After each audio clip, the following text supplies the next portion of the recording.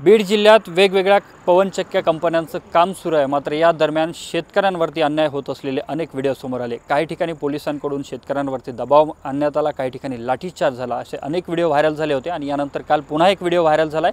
तरुण शेतकऱ्याच्या मुलाला पोलीस कर्मचाऱ्याने थेट तुझं करियर बर्बाद करेन आणि कॅरेक्टर खराब करेन अशा पद्धतीच्या शब्दात धमकी देण्यात आली होती। माझ्यासोबत ज्या तरुणाला धमकी देण्यात आली ते तरुण आहे। काय सांगाल, काय तुमचं तिथं म्हणणं होतं आणि पोलीस कर्मचाऱ्यांनी काय धमकी दिली? कानडी घाट येथे आमचं शेत आहे, तर त्या शेतामधून तार गेले आहेत, O2 पॉवर कंपनीच्या तार गेलेल्या आहेत। तर तिथं ते लोक मेंटेनन्स करण्यासाठी कंपनीचे लोक आलेले होते आणि त्यांच्या सोबत पोलीस प्रशासन पे होतं।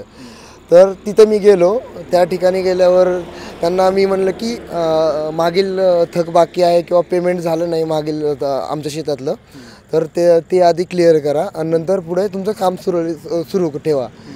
तर तिथून पुन्हा मग त्यांनी अभद्र भाषा वापरायला सुरुवात केली की बाबा की तुझं कॅरेक्टर खराब करेल किंवा अशा वगैरे। पुन्हा वृद्ध लोक होते, त्यांना बी नीट त्यांची भाषा वापरत नव्हते ते। मग मी एवढंच बोललो की बाबा माझ्याशी नीट बोला, मी अभ्यास करतो की स्पर्धा परीक्षा पण देतो। नंतर त्यांनी तेच बोलले की बाबा कॅरेक्टर खराब होईल। खूप लोक 7-8 पोलीस असल्यामुळे काही बोलता बी आलं नाही मला। नंतर मग तिथून त्यांनी असं बोलल्यावर मग मी रेकॉर्ड केला व्हिडिओ। मग त्या संदर्भात आता तुम्ही कुठं तक्रार केली आहे का? तुमची काय मागणी, काय कारवाई झाली पाहिजे? तक्रार आम्ही जिल्हाधिकारी सरांना पण हे दिलं, निवेदन दिलं आहे। SP सरांना पण निवेदन दिलं आणि तहसीलदार सरांना पण निवेदन दिलं आहे। तर आम्हाला एवढीच मागणी की आमच्या मागणीला लवकरात लवकर तक्रार हे करावी आणि SP सरांनी याची लवकरात लवकर दखल घेऊन जे कर्मचारी आहेत ना त्यांना लवकरात लवकर निलंबित करण्याची हे करावी।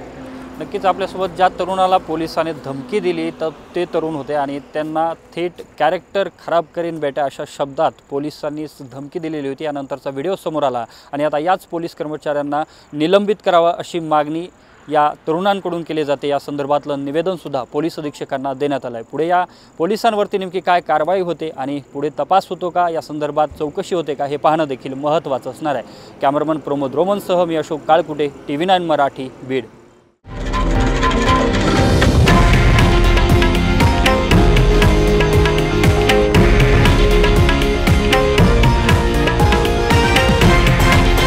हे आहे देशातील नंबर 1 न्यूज नेटवर्क आणि आपण पाहत आहात TV9 मराठी, एकमेव।